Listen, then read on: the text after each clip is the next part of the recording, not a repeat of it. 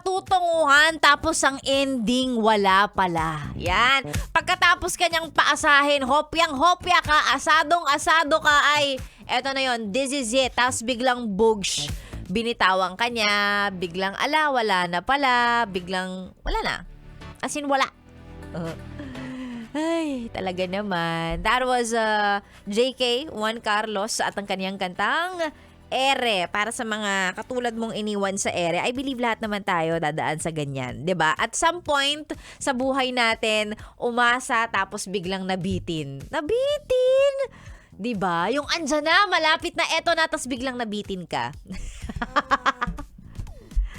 Ay, sakit sa puso. Oo. Pero eto, sige, welcome back po sa radio show ninyong walang title pero may beautiful DJ at may hatid na topic ngayong umaga. Fill in the blanks lang tayo ngayong Monday morning, ngayong holiday. Simpleng-simple, kung alam ko lang, blank.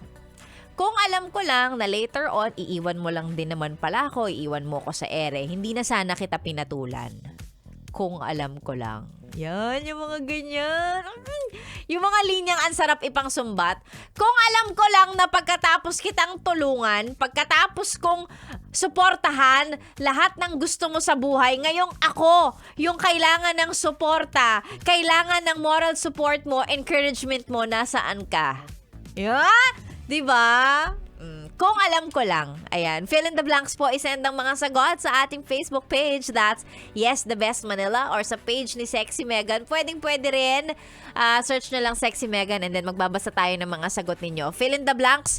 Kung alam ko lang. Ayan. Kung alam ko lang siya. Parang mali pala. Kung ako na lang sana pala. Hindi pala.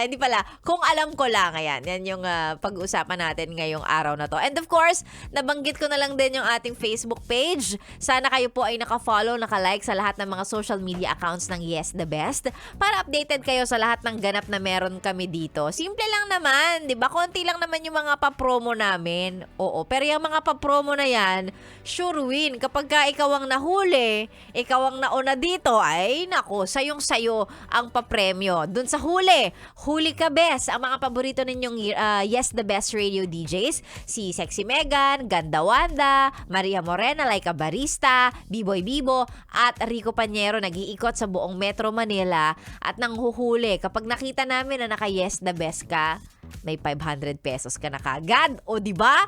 Yes The Best, huli ka best. And of course, para naman sa mga mahal nating PUV, TNVS drivers dyan, kapag ka birth month or birth year ninyo ang nabanggit ni Maria Morena sa programa niya, ang kailangan mo lang gawin, mauna ka dapat dito. Ikaw dapat ang unang makakarating dito, magpapakita, magpapatunay na talagang birthday mo nga yun or kumbaga birth year mo yun para makuha mo yung papremyo for that day. Ang maganda pa dyan, pag walang nakakuha kahapon, naiipon ha, yung ating papremyo sa Yes The Best, It's Your Birthday. Yan naman ang papromo sa oras ni Maria Morena. And syempre, yung pinaka-inaabangan ng lahat, ayan, grand finals na po tayo next week para sa ating Yes The Best Singer on the Air. So ayan, yung mga sumubok sumali, ay nako, mga B, maraming salamat po sa inyong suporta. Abangan na lang natin ngayon kung sino ang mananalo sa Grand Finals. 100,000